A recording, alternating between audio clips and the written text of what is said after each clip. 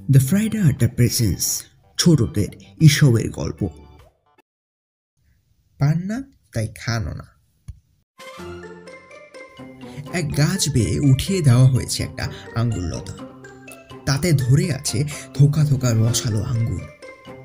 পাশ দিয়ে যেতে যেতে এক শিয়ালের তাই দেখে বড় লোভ হলো। কিন্তু হলে হবে কি, আঙ্গুরগুলো এত উঁচুতে যে শিয়াল অনেক চেষ্টা করেও এমনকি তার নাগাল পেল না।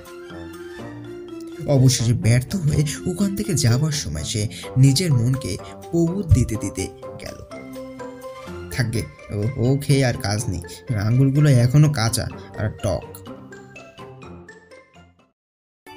আপনারা শুনছিলেন ছোটদের ঈশবের গল্প।